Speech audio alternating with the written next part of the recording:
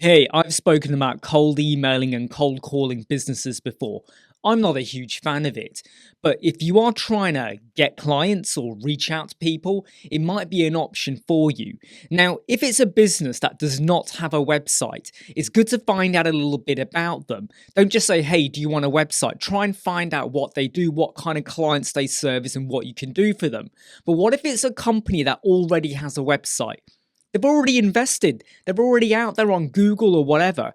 Can you tell them a bit of information that might make them take you a bit seriously? Yes, you can with a free tool which shares with you a whole load of information. I'm talking about the SEOptimer tool or the website. The link is in the video description. This is not a sponsored advert or anything like that. There's no affiliate links. This is a free website, up to 3 searches per day. If you need more than 3, then you would obviously go and subscribe and pay their pricing plan. But let's just go in and have a look at what happens if I wanted to build a website for a company. They've got a website out there, and I want to entice them with some juicy detail. Let's go for apple.com, and we hit the audit button. Now, it does take about a minute.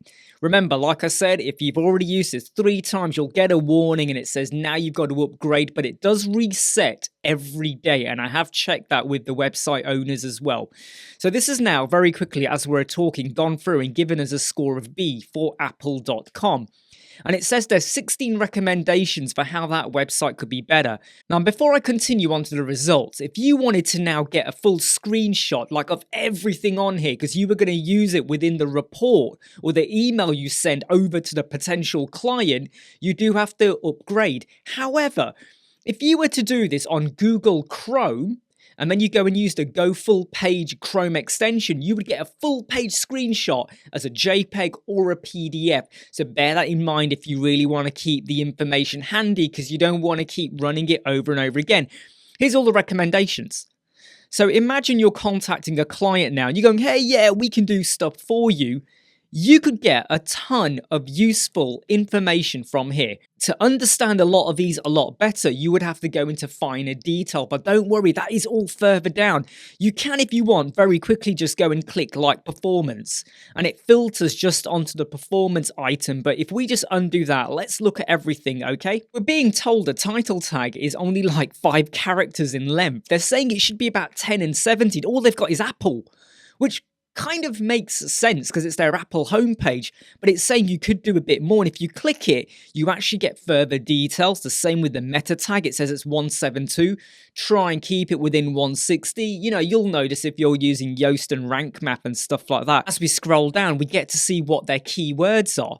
So if you know a company's got a website, but they're not very high in Google, you can very quickly find out what they're got in their SEO, if anything, and then you can start to advise them and go, well, based on your niche area, your competitors, maybe you want to think about boosting those up. Don't tell them the words they need to use, because ideally you want them to kind of contract or employ you to do the improvements for them. We are told that there's no analytics installed for this website. So again, you might want to talk to them about that. You might want to mention Google Tag Manager, but again, don't tell them exactly how to do it on their own, because you want them to work with you. Of course, there are other tools like PageSpeed Insights and SEMrush as well, but this is really good that it kind of does a lot in one go. So again, we're getting details about their page speed performance as well. The moment I see a score like 28, I would definitely want to rerun it again in PageSpeed Insights so I can very quickly see exactly what all those recommendations are.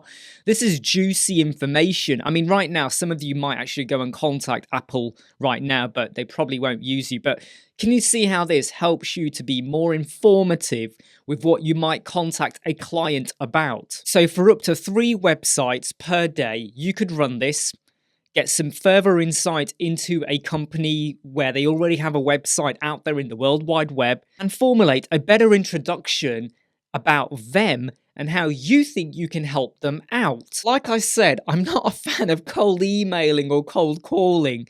So if you are going to contact me, let's say someone was, you better give me something meaty. Don't just tell me, oh, your website could do with improvement, because it reads like every spam generic email out there. I hope this helps you out if you're going to use this. Hey, I'm Imran Web Squadron. Like, subscribe, share, and follow. I'll see you soon.